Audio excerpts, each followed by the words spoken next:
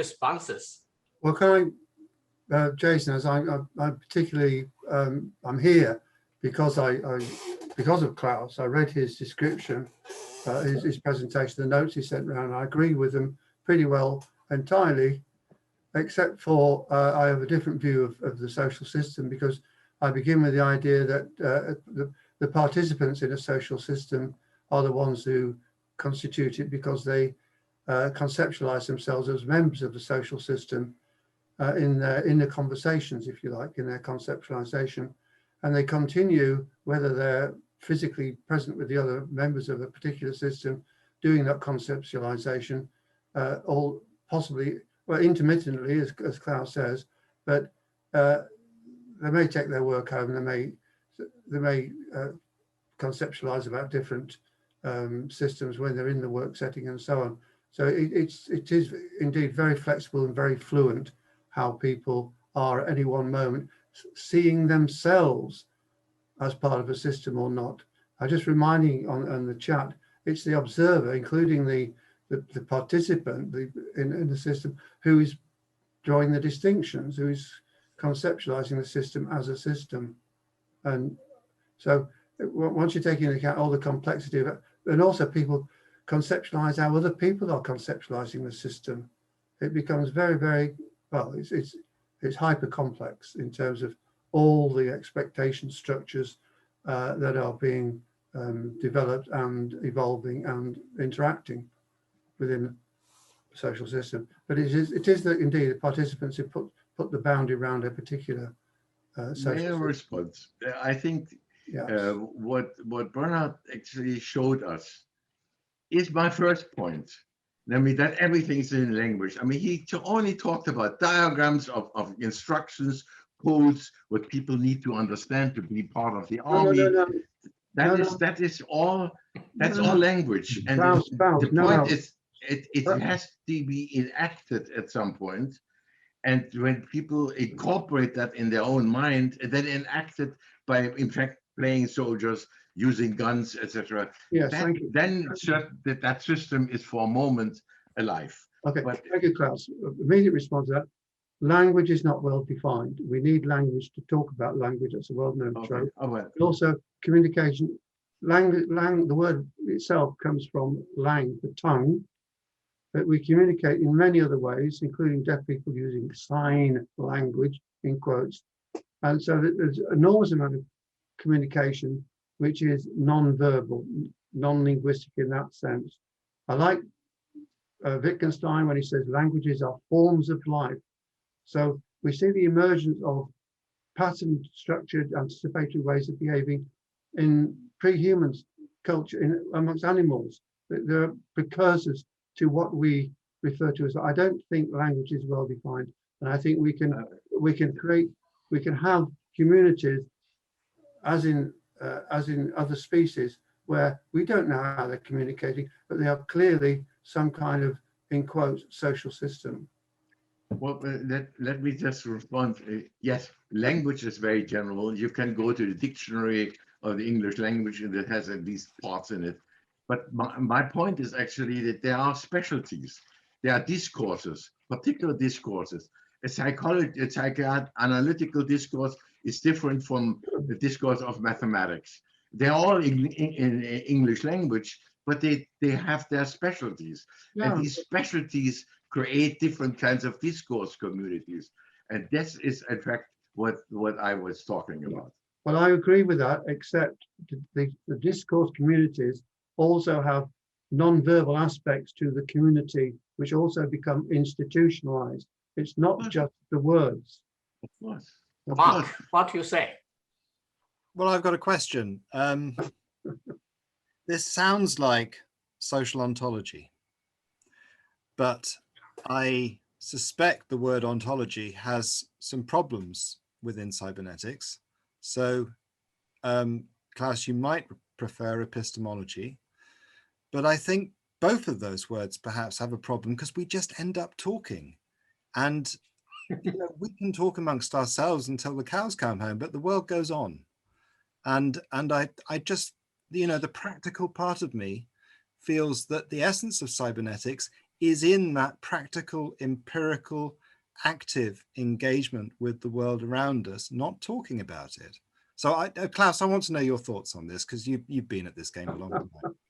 Well, At the beginning of today's meeting, we joked that we are all just a bunch of old men here. But I'm so delighted to see Carrie is here, and also Inga, our new friend, Inga Ivanova from Moscow. I would like to invite you too to say something about this old man talk. Well, Mark is a young boy. I'm not. Can I respond to Mark? Yes. This is actually what I said at some point about critical cybernetics. Now, critical cybernetics is actually based on cybernetic theory, and so is the examination of all systems, possible ones that can be implemented, and a way of make it possible to eliminate, for example, systemic pathologies. This is practice. Now we are at this moment we're only talking. Yes, you are correct. But this is precisely what I think cybernetics is to do, is to develop things that alleviate problems that are experienced. And I think that is essential to me. That I'm not talking about ontology. In fact, I think it's more epistemology by saying, for example, it's a language. I'm not. And then the language, in fact, determines what are the institutions. It's the interaction that makes it possible. Yeah, but I think cybernetics, critical cybernetics, needs to intervene, or at least find possibilities to intervene in the kind of phenomena that are maybe pathological. Okay, but can I? Word critical then is a potential.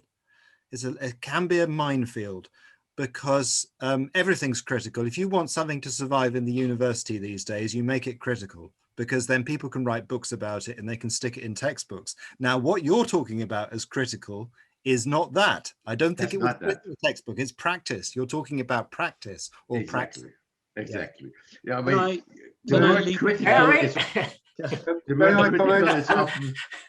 I make a comment? Yes. Is that possible? Yes, going back to Goethe's way. We're lined up. What makes everybody right in this conversation? And I would agree with Mark, I'd agree with Klaus, and I'd agree with Bernard. First of all, with Mark, what Klaus is talking about is actually really important, because he's talking about identity and saying that we switch identities. And when you're right to say that what happens needs to be active, it needs to be doing, but you need to have sorted out your identity before you start doing that, or in the process of doing that. What Klaus is saying, I agree with and partly disagree with. The organizations, systems, social systems are certainly abstract concepts, but they're abstract concepts in the minds of what Bernard was saying, the participants, to the extent that they don't just switch on and off. A fundamentalist is somebody who has what's called a fused identity. He's taken on as his personal identity, the identity of his organization or his religion. It has become him. He's living, he's not switching it off. He's living that all the moment, which is why he becomes a fundamentalist, because if you insult his organization, he's got nowhere to hide. He can't go back to his personality.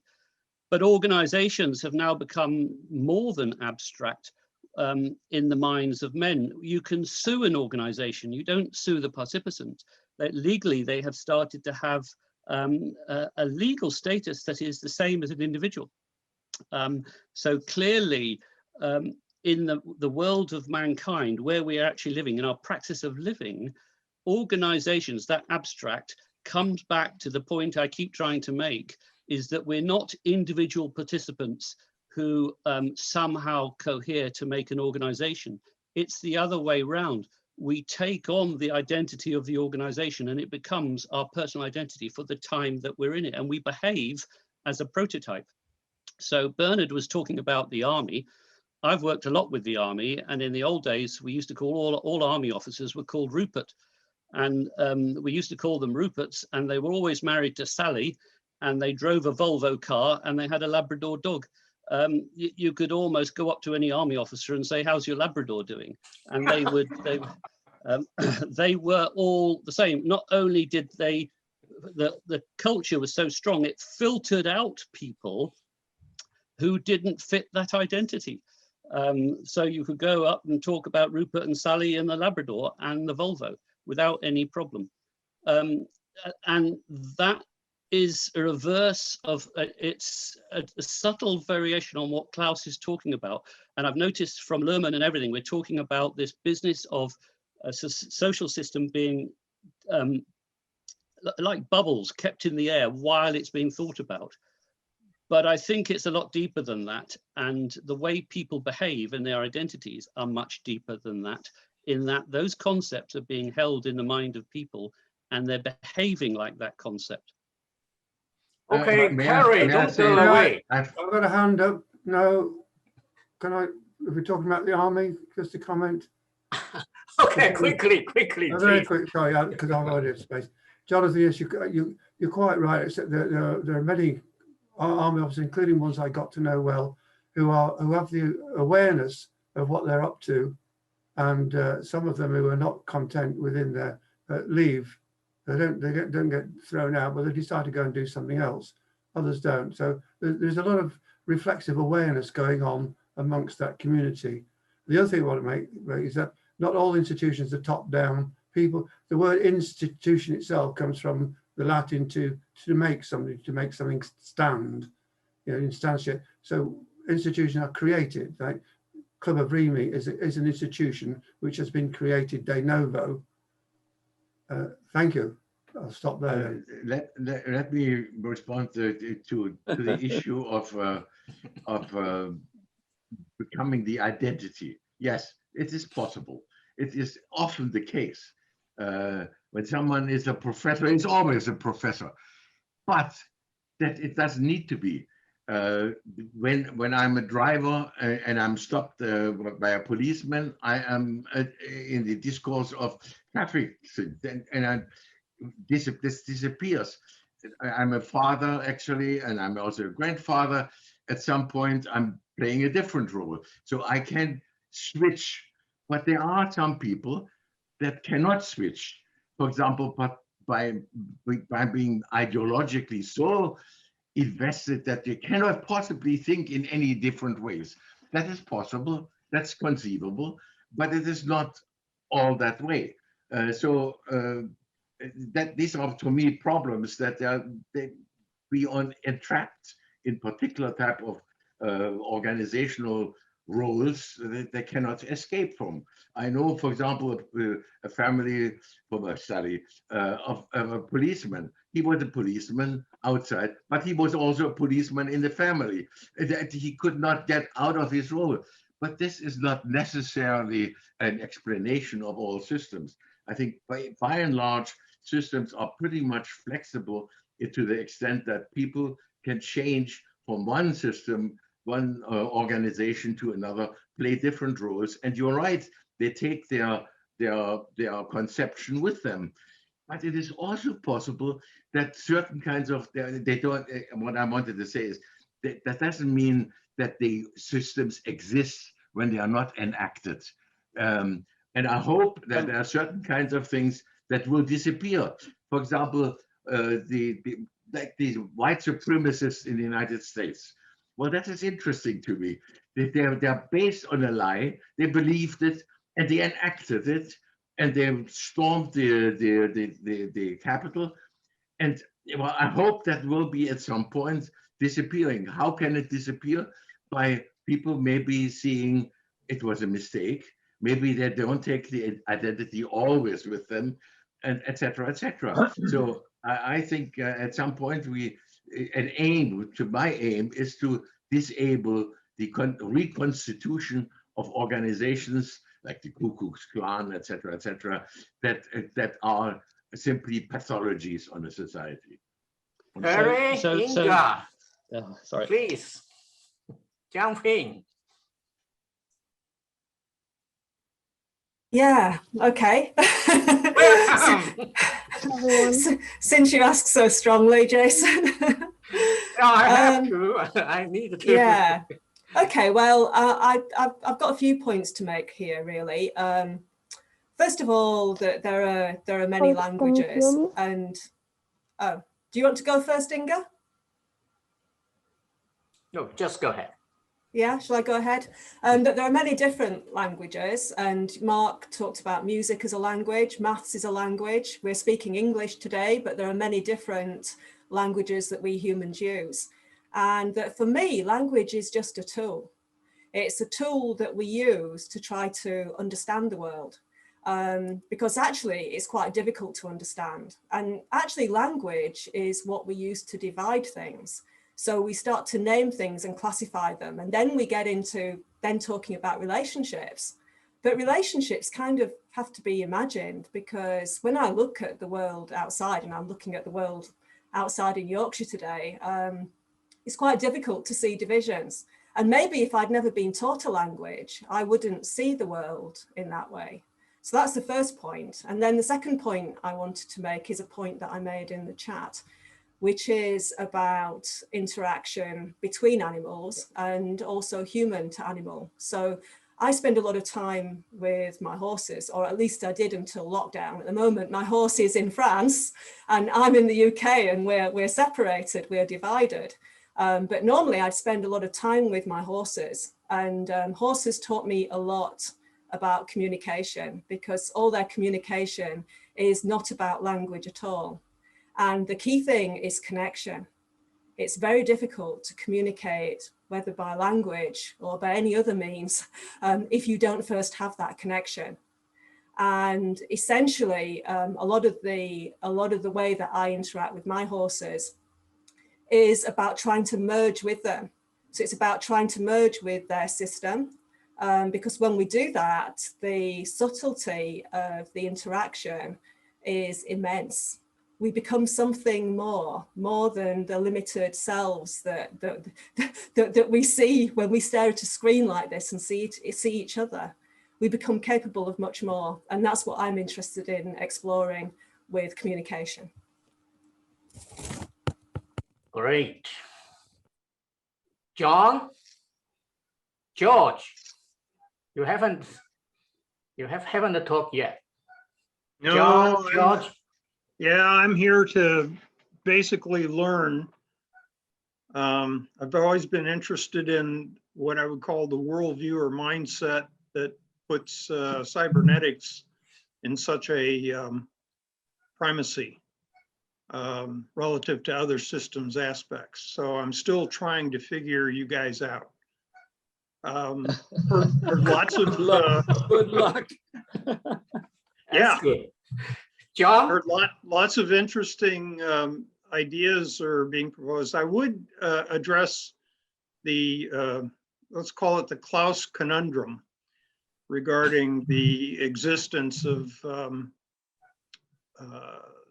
social systems over time and how humans move between these systems with some facility. And just suggest that this can largely be explained by the way we represent both the outer world in terms in our minds, in our brains, and ourselves as multiple models of personality and interactions. So it's very dependent on where we sit at the moment, what environment we're sitting in, who we're interacting with, and so forth.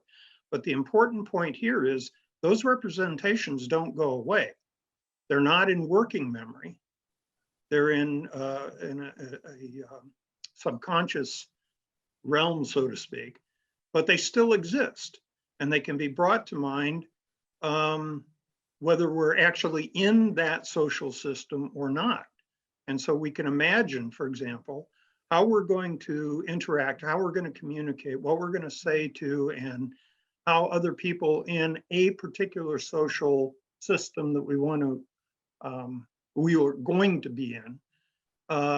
We model those things in our head so that we can anticipate what might be happening once we get back into that situation. But the interesting thing about humans is that we can be in any number of social systems and retain those representations and use them as we see fit. So in my mind, in my way of looking at it, the social systems never go away. In fact, in my work, I treat the social system as a fuzzy system and allow membership functions based on a temporal relation with respect to being there or not being there. So I think there's a resolution here that it's like Klaus says, these things, are intermittent. The presentation within a specific social system is intermittent, but it never really goes away unless we leave an organization. Klaus mentioned something about some social kind of social system going away eventually. And certainly I've been a member of a lot of social groups over time that I haven't been active in a long time, and my memory is starting to fade about the people and the situations and so forth. So that also is true. Well, if I may say that I fully agree with you, but only to some extent. There are social systems that disappear because people don't want to join that anymore, even though they may have memories of it. Actually, I was thinking, my mother was born in Germany as a subject of the King of Saxony. Now, this is a social system that she lived in. She probably remembers something, but I cannot imagine being the subject of a king and doing everything that the king says. So even though I can imagine it, but I would not want to go in there. And unless you find enough people that have conceptions that connect in order to re-establish a social organization, you won't have it. The business organizations, in the morning when you come in your office, you say good morning, but you say good morning because you know this person will do this person will do this, my role is this, and then you are in tune and then you work. But if the other people aren't there, there is nothing, no John? organization. John? Yeah, I don't know how many of you listened to my lecture a couple of weeks ago, but so I'm a bench scientist, I'm a biologist, and when Klaus said that, the systems people, when they use biology, I agree with you fully, Klaus, because we haven't moved too far from Linnaeus and binomial nomenclature. We're still naming stuff. It's not mechanistic, it's not fundamental. So I'm a big fan of Occam, and in my reduction of biology back to the unicellular state through physiologic systems and communication, when I consider the kinds of things that we're talking about here, I am of the opinion that we began as an ambiguity in terms of physics. Okay, so this is Schrodinger's negentropy, and we've been making up narratives ever since. We must experience a paradigm shift if we're going to survive as a species, in my opinion. And I don't mean to sound holier than thou, but I do see that if we continue to make the same error, a systematic error over and over again, as Einstein told us, that's the functional definition of insanity. We must be able to step out of the box and understand that we're still in the box in order to make progress. And the title of my talk was Cybernetics as a Conversation with the Cosmos. And I wasn't being facetious about that. I do think that that's what it is. And so for me, and I'll be brief, I see a homology between Mendeleev's periodic table of elements and evolution. They are virtually the same thing in the sense that they account for the unity of the synchronic and the diachronic. So in other words, and as Haile has said, it's that intersection, the right angle intersection of the synchronic and the diachronic generates cyclicity. That's why we go in circles. But in reality, we're just trying to maintain equipoise, just like the Red Queen in Alice in Wonderland. And I think the sooner we realize that, and that we must change our relative relationships with one another and with the cosmos and with physics and biology, I think the better off we'll be. And I'll leave it at that. Raul, Yes. can you say something? Yes, I think I want to say something. Klaus, I think that organizations, if I follow Maturana's words, are very much relationships, networks of relationships that produce an identity. And in that sense, they are far more than abstract things. They are very much the outcome of the operational domain of these relationships that produce something in the world, which has an identity and helps us to work with that in a participative manner.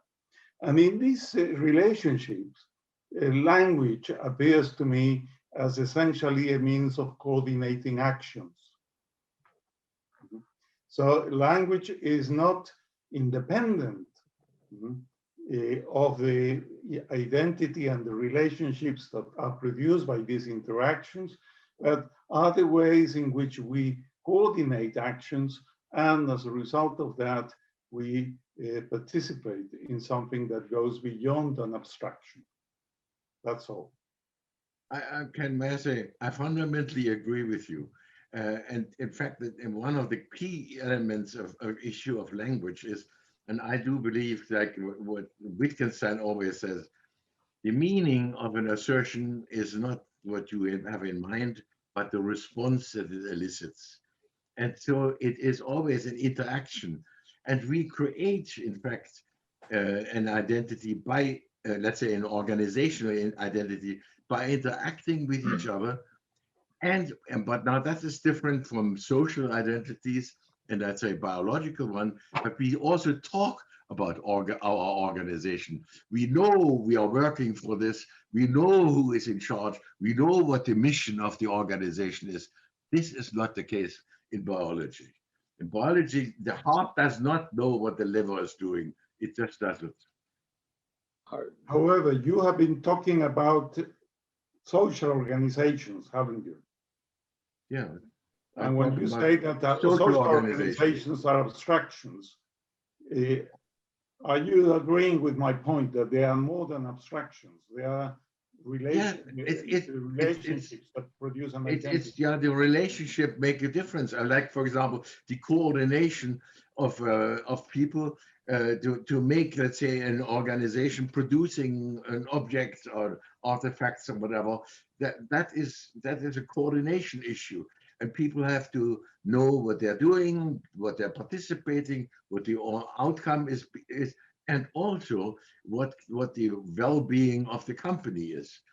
But I don't think the heart knows the well-being of the biological organization. That is that's another thing that I just wanted to mention. Biologists are human beings and they use language. The idea of, for example, maintaining a whole is a biological concept. It's not, the biological organisms don't have a concept of their own identity. Cannot talk. They cannot talk. They just do. And they do it very successfully. But this is a biological conception to say that they are maintaining their identity. The identity is actually for the biologist. Can I suggest that Mark was partly right in this conversation in that we're getting confused between ontology and epistemology. If we use the system practice of calling things by verbs, we do what Raul is saying, we turn it into a process. So it's not an organization, which is a noun, which is a thing, it's organizing. I say to my wife, it's not a house, it's housing, it's decorating, it's gardening, it's painting. It's a large number of processes. And so what emerges from those processes is, as I was trying to say, an identity, and we carry that identity and those processes with us, and we can recreate it. But it never exists as a thing, because it's not a thing, it's a process. I think that is very important. But this is a language, this is to me a criticism of our language, because we very often we objectify it by using nouns and forget that there are underlying processes. Actually, I had just this morning, I had a discussion about racism. Now, racism is a noun. Racism doesn't do anything. It is the people who practice it that makes it different. So I often, with a class, will show them Magritte's pipe. And underneath the pipe, he wrote, "This is not a pipe." And I say to them, a picture, "What is this?" And they'll say, "It's a pipe." And they'll keep saying it's a pipe until I hand the paper to them and say, "Can you smoke it for me?" And then they'll say, "It's not a pipe. I can't smoke it." And then I show up an email and I say to them, underneath it, I've written as the artist, "This is not work." And we have a long discussion before finally they admit that it's a representation of work. It's organizing. So we're getting mixed up. And that's why I think for Club Remy, to avoid endless conversations like this, we need to understand our beliefs. And I advocate for critical realism, which based in Basquiat's theories, which basically says there is a real world out there, but there's also processes that create the things that we think we see. So please do not miss Jonathan's next session that we're talking about group processes. Lowell, you want to say something? Yeah, first I want to thank Jason for the process. In looking at Mark Johnson's and Klaus's presentation, it provides what Mark was talking about in terms of the uncertainty of the interfaces of ideas. But I just want to put this in a larger perspective of where we have come from and where we're going. Cybernetics has come from information of the Claude Shannon, point A to B, cut down noise, etc. It then went into communications, and now it's into conversations. And in conversations, you're developing what Mark talked about in terms of a repetitive structure, a patterning, a redundancy that has to be seen, that is not part, because when you're going from a Claude Shannon, I speak, you hear, it's A to B, not the whole interface and the image and how it operates. And so when you look at what Klaus talks about, which is extremely important, a critical cybernetic theory, you combine that with what Mark talks about by a bridge. And the bridge for me is what's called Conway's Law. And it's how we design our conversations. Conway's Law, what came out of software. I come out of the software silicon world. Conway's Law was an organization's design, how I design things. The system mirrors their own communication system. Let me say it again. The organization's design system mirrors their own communication structure. So that interface and communication structure of a system reflects the social boundaries already embedded. Yes. That's why it's so difficult. And I mean, over the weekend, I had a meeting or a Easter dinner with some neighbors outside, and one was from the Joint Chiefs of Staff, and the other one was a major person in the intelligence world. And they're sitting there reaffirming, the enemy they are going against, China or whoever.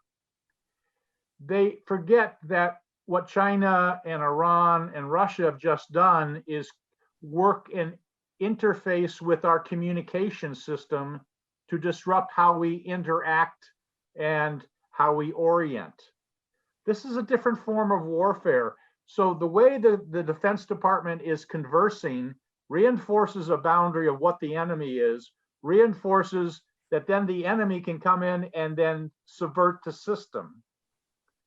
And so that whole idea of a image level is so important because we've gone from information, communication to conversation. And conversation is something unique. It's reflexive. It's that old observer. We just can't use the word observer. We have to say, what is an observer? He's embodying that aspect.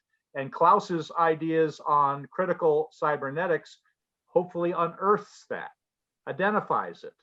sees this pathology. So, thank you. John, you raised a hand. Yes. To Klaus's comment about the liver not knowing what the heart's doing or vice versa, it's called allostasis. There's a whole organism homeostatic mechanism. So that's not correct. I also wanted to say that a lot of what we talk about in terms of, the dualism, it's an artifact. It's actually a monistic system. We know at this point, Lynn Margulis was a professor of mine as an undergraduate student. So Margulis's theory is symbiogenesis. The way that we have evolved is through the internalization of factors in the environment that have posed an existential threat. So in other words, the physical world is within us. It's a niche construction. And so I think that once you recognize that our insides are the cosmos's outsides, it is a continuum all the way from the unicell to Gaia. So once that's recognized, and I think it's essential that we recognize that phenomenon, I think that things start to become simpler and more direct at every level. I'll leave it at that. Inga, would you try to say something? We know your connection is not stable, but at least we can give it a test. Yeah, can you hear me now? Yes.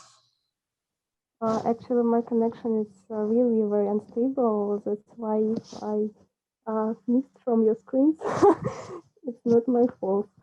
I was very pleased to listen to all of the presentations and really very happy to be involved in the team. Actually, the topic is very interesting and very discussable because all of us are human beings.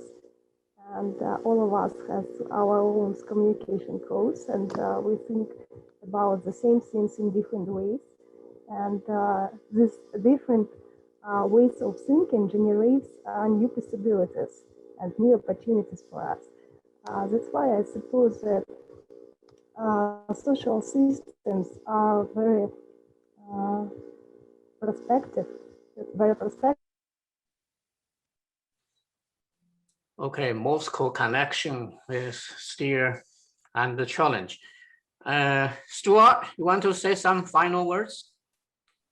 No? Anyone else? I wanted to say, oh, yes, Klaus, I really missed the first part. Was looking for Mark's comment, but at some point maybe I can read something. But we will have a recording. We'll have a recording about. Oh, that's great. Later. Yes, that's good. That's good. Oh, she's back again. Yeah.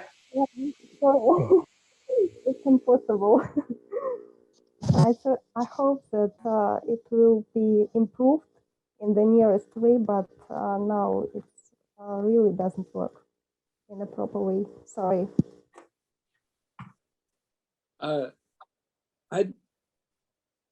Jerry, go ahead. Okay, I'd just like to make one comment, and that is, I think Klaus's representation or representation and presentation of the social systems is really very well done. I found his individual points to be quite accurate and meaningful to in a general sense, to a general scholar. Given that, though, I really find that he's used language to set boundaries that are unnatural, that the language, the way he's employing the English language to describe social systems as very narrowly constricted to human interactions, I find to be too narrow and too bounded. And so therefore, I would like to take up Klaus's challenge some point in the future when I have a chance to put my thoughts together about it. So I'll take up the challenge, Klaus. Good, good. So please send the new topics, abstract outline. And if you think this needs to be continued, we can schedule a follow-up session. Meanwhile, I will invite you to think about what a second-order elephant is. You all know, everybody knows that blind man elephant story, but in that original story, the elephant is standing there, cooperatively let you touch and feel. Now, Klaus's point is that as long as the language is getting in, that elephant is not there. The elephant is described or painted or sculptured by other blind persons. So think about a second order elephant and a third order elephant and a fourth order elephant. Maybe that is the topic of our next time. Can I just say something about the elephant thing? The elephant is actually the God's eye view that should not enter, because who knows other than the one who narrates what the elephant is when he denies everyone else their only parts. That is, I think, a despicable position. Physical systems like our tables and atoms, etc., could be an elephant standing there and inviting you to touch it, to feel it. That was before language. But once the language kicks in, I think an elephant becomes second order, and then third order and fourth order. So that might be something that we can brainstorm about. Jason, doesn't that accept my comment about dualism? Oh, please. The blind man and the elephant are one. They're not different. They just occupy different space. I understand what you're saying. I appreciate it. But again, I would submit to you that the problem is in the dualism, which is an artifact. Okay, that's one response. How about fifth order cybernetics? Nah. I haven't think about the fifth, but my distinguishing of the second is that consensus building actually build up the so-called reality, the data fix. And the third order is the game theory. It's a Nash equilibrium that a lot of computators or stakeholders, participants co-generated. It's not necessarily a consensus or shared view of shared subjectivity, but it's something there kind of created and balanced. And the fourth order, I think, it was involved into the cases that they have people who want to eliminate others by all means. I mean, unlimited warfares, that sort of thing.